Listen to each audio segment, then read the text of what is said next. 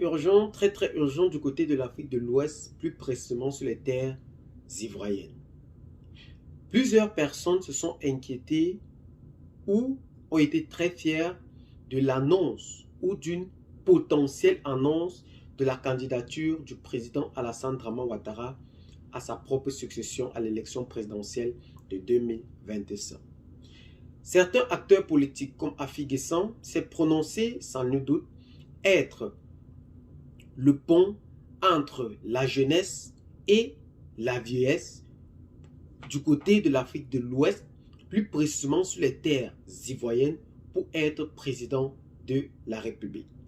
Mais ici, chers amis, le président Alassane Draman Ouattara vient en effet de briser un silence très bruissant du côté de l'Afrique de l'Ouest, plus précisément en Côte d'Ivoire. Alors qu'il a promis, il y a de cela 5 ans aujourd'hui, de laisser la succession à la nouvelle génération. Mais aujourd'hui, le président Alassane Draman Ouattara a déjà montré tous les signaux qu'il sera bel et bien candidat à la présidentielle d'octobre 2025. Écoutez attentivement ce qui se passe par les faits et gestes du président Alassane Draman Ouattara que nous allons décrypter ici pour vous présenter réellement l'annonce du président Alassane Draman Ouattara à l'élection présidentielle de 2025. Il est bien loin la retraite du président de la République Alassane Draman Ouattara. Il est bien loin que certaines personnes au sein du pouvoir jubilaient pour avoir enfin l'opportunité de se présenter à l'élection présidentielle. Il est bien loin de parler en effet de succession, encore une fois de plus pour une nouvelle génération comme le fait Afi Guessan, à la présidentielle de 2025. Le 24 février 2024, le ministre de la Jeunesse, Mamadou Touré, avait annoncé à Daola que le président Alassane Draman Ouattara est le président naturel du RHDP. Je suis venu dire à mes parents que le président Ouattara est candidat. Point bas.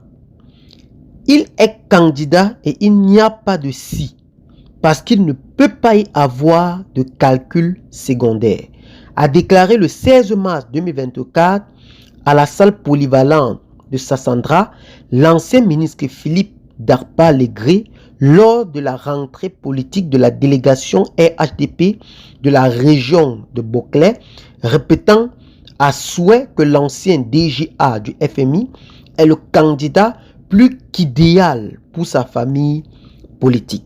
Sans toutefois perdre de fil, la députée Mariam Traoré prend le relais et se prononce aussi. Le président Alassane Draman Ouattara est à son premier mandat de la Troisième République. On ne peut pas lui demander de reculer. Ce n'est pas lui qui décide, c'est le parti. C'est notre parti qui se réunit pour désigner notre candidat, avait repris à son côté la députée issue du RHDP, Mariam Traoré. Le moins que l'on puisse écrire, c'est que cet appel est plutôt révélateur d'un manque criant de cadres du RHDP capables de prendre la suite d'Alassane Draman Ouattara. Car lui-même, Alassane Draman Ouattara, avait annoncé, après la mort d'Amadou Gon Coulibaly, que le temps est trop court pour former un nouveau candidat à l'élection présidentielle, ce qui l'a poussé à se présenter. Mais depuis lors, a-t-il pu former un nouveau successeur? Je pense que non. Il se prête évidemment au jeu que les membres de son parti ne cessent de faire. Et ici, le président Alassane Draman Ouattara a déjà annoncé sa candidature d'une manière silencieuse. Alassane Ouattara avait donc annoncé qu'il est impossible que dans le monde aujourd'hui, les présidents de la République sont en train d'avoir entre 40 et 50 ans et que la Côte d'Ivoire continue encore une fois de plus de perpétrer cette génération de vieillards. Ce qui l'a poussé à déposer donc son retrait à l'élection présidentielle, ce qui a conduit à la nomination de Gon Coulibaly en 2020. Mais ce que vous devez comprendre ici, est que le candidat naturel, comme ses partisans, ici, risque aussi une implosion du parti politique si jamais le président Alassane Dramane Ouattara venait à envisager réellement sa retraite.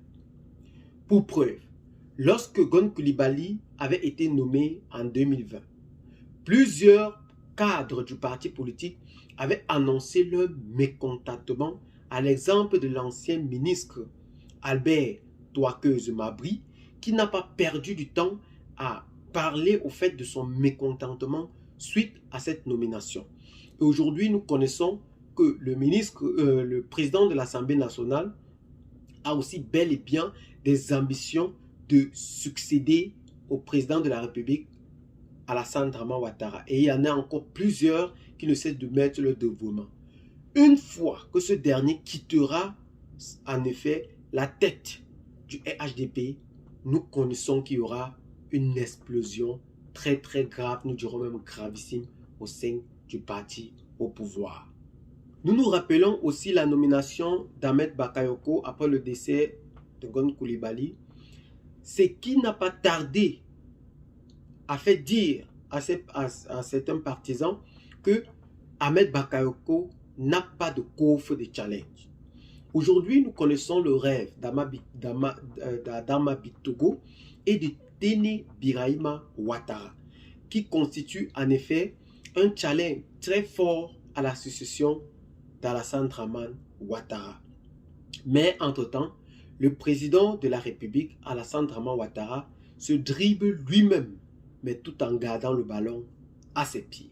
Mais aujourd'hui, persuadé et même convaincu que son successeur ne fera pas bon candidat à l'élection présidentielle ou même un bon président, celui-ci ne cesse d'hésiter pour se présenter.